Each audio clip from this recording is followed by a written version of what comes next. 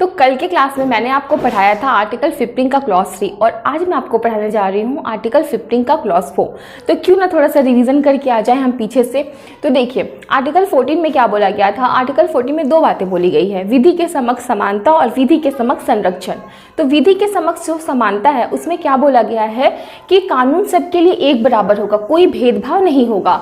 और विधि के समक्ष संरक्षण में क्या हो रहा है, भेदभाव किया जाएगा, किसी किसी को संरक्षण दिया जाएगा। अपवाद में कौन थे, राष्ट्रपति, राज्यपाल, राजदूत। ठीक है, अब हम थोड़ा सा और आगे बढ़ते हैं। तो आर्टिकल 15 के क्लॉज 1 में क्या बोला कि राज्य किसी भी नागरिक के साथ जाति, धर्म, लिंग, प्रजाति और जन्म स्थान के आधार पर भेदभाव नहीं करेगी। और आर्टिकल 15 के क्लॉज 2 में उन स्थानों की भी बात की गई है कि कहाँ पर भेदभाव नहीं किया जाएगा।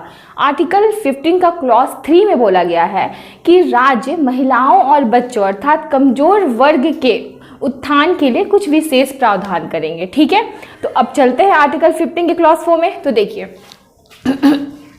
आर्टिकल 15 का क्लॉज 4, क्लॉज 5 एंड क्लॉज 6 ये तीनों जो है ना संविधान संशोधन से जोड़ा गया है, अर्थात ये मूल संविधान में नहीं था।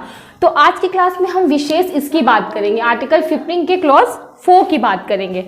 तो देखिए हुआ क्या था, आर्टिकल 15 का क्लॉज 4 पहले संविधान संशोधन से जोड़ा गया, ये मूल संविधान में नहीं था। अब मूल संविधान में नहीं था अर्थात संविधान संशोधन से लाया गया है। तो संविधान संशोधन के बारे में मैं थोड़ा सा आज बता देती हूँ, इसकी जब एक टॉपिक ही बताऊंगी जिसमें अच्छे से इसको डिटेल से समझाऊंगी। तो संविधान संशोधन में थोड़ा सा ये बता देती हूँ कि देखिए क्या हुआ जब संविधान बना।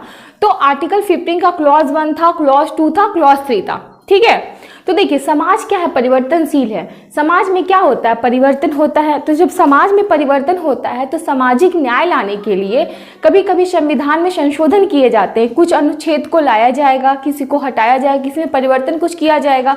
तो इसी को बोलते हैं संशोधन करना। ठीक है, तो अब क्या है कि जब आर्टिकल 15 का क्लॉज 4 मूल संविधान में नहीं था और इसको किससे लाया गया, संविधान संशोधन से। तो संविधान संशोधन की जो बात कही गई है ना वो आर्टिकल 368 में कही गई है। ठीक है, तो अब इसको लाना क्यों पड़ा, अब ये बहुत बड़ी बात है। तो देखिए इसके पीछे एक स्टोरी है, तो उसको पहले मैं बताती हूँ आखिर ये क्यों हुआ। तो समझिए क्या हुआ था कि 1950 में मद्रास सरकार जब मैं बोल रही हूँ ना तो ध्यान दीजिएगा कि 1956 के पहले जो था वो तमिलनाडु, केरल और आंध्रा मिलकर मद्रास था। ठीक है, तीनों मिलाएंगे तो वो मद्रास होता था। तो मद्रास गवर्नमेंट थी वो। तो मद्रास सरकार ने क्या किया था, जाति के आधार पर मेडिकल कॉलेज में आरक्षण दिया। ठीक है, जाति के आधार पर मेडिकल कॉलेज में आरक्षण दिया। तो बात को ये समझना है कि आर्टिकल 15 के क्लॉज 1 में तो बोला गया है कि जाति, धर्म, लिंग, प्रजाति और जन्म स्थान के आधार पर भेदभाव नहीं किया जाएगा। तो आर्टिकल 15 में साफ साफ बोला गया है कि जाति के आधार पर भेदभाव नहीं होगा, और ये तो जाति के आधार पर भेदभाव हो रहा था। तो ये तो फंडामेंटल राइट्स के खिलाफ था ना। तो जब ये फंडामेंटल राइट के खिलाफ है तो क्या हुआ कि चंपकम दोराई राजन, ठीक है नाम याद रखिएगा, चंपकम दोराई राजन कहाँ गई, उच्चतम न्यायालय। अब बताओ बच्चों उच्चतम न्यायालय क्यों गई, तो उच्चतम न्यायालय इसलिए गई क्योंकि जब भी हमारे फंडामेंटल राइट्स का हनन होता है तो हम कहाँ जाएंगे, उच्चतम न्यायालय जाएंगे। ठीक है, और उच्चतम न्यायालय में आर्टिकल 32 के रिटों के आधार पे क्या होता है, कार्रवाई की जाती है। तो बात को समझिए, उच्चतम न्यायालय जाएंगे क्योंकि उच्चतम न्यायालय का काम क्या है, उच्चतम न्यायालय का काम है मौलिक अधिकार की रक्षा करना। ठीक है, क्योंकि हमारा मौलिक अधिकार बहुत विशेष है। हमारा मौलिक अधिकार, हमें संविधान से मौलिक अधिकार एक ऐसे उपहार के रूप में मिली हुई है जो अनमोल है, जिसकी कोई कीमत ही नहीं है। क्यों, क्योंकि वो देश की हजारों लाखों विधियों से टकराने का क्या पावर रखती हो, और इससे जो टकराता है वो क्या हो जाता है, चूर चूर हो जाता है। ठीक है, तो उच्चतम न्यायालय में पतंजलि शास्त्री थे, क्लियर, न्यायाधीश। उन्होंने क्या बोला कि जो मद्रास सरकार का प्रावधान है वो फंडामेंटल राइट के खिलाफ है। जब फंडामेंटल राइट के खिलाफ है तो इसको क्या किया, फटाक से रद्द कर दिया। देखिए मैंने यहाँ पे काटा हुआ है, इसको रद्द किया। क्यों, क्योंकि यह फंडामेंटल राइट्स के खिलाफ था। लेकिन बात यहाँ पे खत्म नहीं हुई, बात तो अभी आगे स्टार्ट हो रही है। और क्या हो रही है वो अब मैं आपको समझाती हूँ। तो देखिए हुआ क्या, तो हुआ ये कि मद्रास सरकार को जब पता चला कि उच्चतम न्यायालय ने क्या किया, उसके प्रावधान को रद्द कर दिया। तो मद्रास सरकार गई संघ सरकार के पास। तो संघ में कौन था? नेहरू की सरकार थी उस समय, ठीक है। 1950 का ये समय था, ये 1951 का ये टाइम था, क्लियर। तो गई, तो वहाँ पे क्या हुआ, मद्रास सरकार ने संघ सरकार को बोला कि देखिए सामाजिक न्याय लाने के लिए हम ये प्रावधान ला रहे थे, लेकिन हमारा फंडामेंटल राइट तो सामाजिक परिवर्तन के खिलाफ आ रहा है, तो क्या किया जाए। तो नेहरू ने बोला अच्छा ठीक है, अब क्या करते हैं कि न्यायालय के खिलाफ कैसे जाएंगे। तो न्यायालय के खिलाफ हम कैसे जा सकते हैं, न्यायालय के हम निर्णय को चेंज कैसे कर सकते हैं। तो न्यायालय के निर्णय को चेंज करने का बस एक ही उपाय है, वो क्या है, संविधान में संशोधन लाना, ठीक है। तब क्या किया गया, पहला संविधान संशोधन किया गया 1951 में, और आर्टिकल 15 के क्लॉज 4 को जोड़ा गया, ठीक है। तो आर्टिकल 15 के क्लॉज 4 में आखिर क्या बोला गया, पहले वो समझिए। तो बोला जा रहा है कि राज्य के द्वारा सामाजिक और शैक्षणिक रूप से पिछड़े वर्गों या अनुसूचित जाति जनजाति के विकास के लिए विशेष उपाय किया जाएगा। मतलब राज्य के द्वारा सामाजिक और शैक्षणिक रूप से पिछड़े वर्ग की बात हो रही है यहाँ पे, या अनुसूचित जाति और जनजाति, इनकी बात हो रही है, उनके विकास के लिए विशेष उपाय किए जाएंगे। तो यहाँ पे आप समझना होगा, देखिए अब भारत शासन अधिनियम जो था 1935 के अकॉर्डिंग क्या हुआ था कि अंग्रेज ने अनुसूचित जाति और जनजाति की लिस्ट बना रखी थी, ठीक है। ये हमें पता था कि अनुसूचित जाति कौन और जनजाति कौन है, ठीक है। लेकिन अब क्या था कि पिछड़े वर्ग कौन है, ये कैसे पता करें, सामाजिक और शैक्षणिक रूप से पिछड़ा वर्ग क्या है, और सामाजिक और शैक्षणिक रूप से पिछड़ा वर्ग किसे कहते हैं, ये हम कैसे समझें, ठीक है। तो बात को ये समझिए, देखिए अगर हम वर्ग की बात करें तो वर्ग का मतलब क्या हुआ, क्लास, ठीक है। तो क्लास हम किसको बोलेंगे, तो हमारे दिमाग में है कि आर्थिक रूप से जो पिछड़ा है उसको हम वर्ग से समझते हैं, first class, second class, third class. और जाति की जो हम बात करते हैं तो जाति क्या है, सामाजिक रूप से पिछड़े हुए लोग, हमारे दिमाग में ये चीज़ है।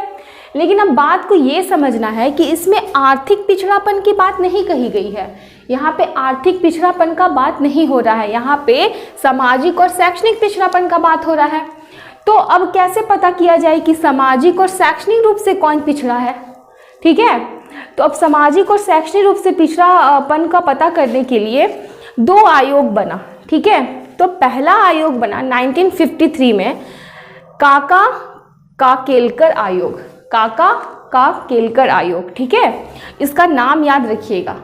और किस लिए बना था, तो सामाजिक और शैक्षणिक रूप से पिछड़े वर्गों का पता लगाने के लिए कि कौन है, ठीक है।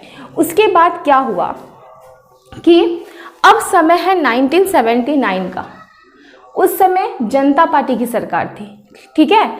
और मोरारजी भाई देसाई क्या थे, प्रधानमंत्री थे।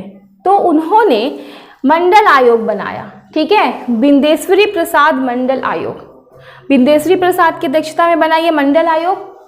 तो मंडल आयोग, तो बिंदेश्वरी प्रसाद जो थे वो कहाँ से रिलेटेड थे, बिहार से। तो उन्होंने बोला कि देखिए हमारे यहाँ जो है, जो सामाजिक रूप से पिछड़े हैं वही क्या है, पिछड़े वर्ग में आते हैं। उन्होंने अपनी रिपोर्ट 1980 में दी और कहना ये था कि समझिए सामाजिक पिछड़ापन, ठीक है। तो सामाजिक पिछड़ापन क्या होता है, जातिवाद व्यवस्था में जो निम्न स्तर पे है वो क्या है, सामाजिक रूप से पिछड़े हैं। और जो सामाजिक रूप से पिछड़े हैं उन्हें साधन प्राप्त नहीं मिल पा रहा है, और जब साधन प्राप्त नहीं मिल पाएगा तो वो कैसा वो शैक्षणिक रूप से भी पिछड़ जाएंगे। तो सामाजिक और शैक्षणिक रूप से पिछड़ा मतलब कि पिछड़ा वर्ग कौन है, जो पिछड़े हैं वही पिछड़ा वर्ग है। तो ये बोला मंडल आयोग ने कि जो पिछड़े वर्ग, पिछड़ी जातियां ही क्या है, पिछड़े वर्ग, क्योंकि पिछड़ी जातियां ही सामाजिक तौर से क्या है, पिछड़ी हुई है और शैक्षिक तौर से भी पिछड़ी हुई है। क्यों, क्योंकि उनको पर्याप्त साधन नहीं मिला है। वो जातिवाद व्यवस्था में पिछड़ी जातियां निम्न स्थान पर है, कहाँ है, निम्न स्थान पे है। तो पिछड़ी जातियां इज इक्वल टू पिछड़ा वर्ग। कौन बोला, ये 1980 में रिपोर्ट दिया मंडल आयोग ने। तो आर्टिकल 15 का क्लॉज 4 पहले संविधान संशोधन 1951 से जोड़ा गया। क्यों जोड़ा गया? क्योंकि मद्रास सरकार ने आरक्षण दे दिया था जाति के आधार पर मेडिकल कॉलेज में। फिर उसका क्या हुआ था, उच्चतम न्यायालय ने उसको खारिज कर दिया, रद्द कर दिया।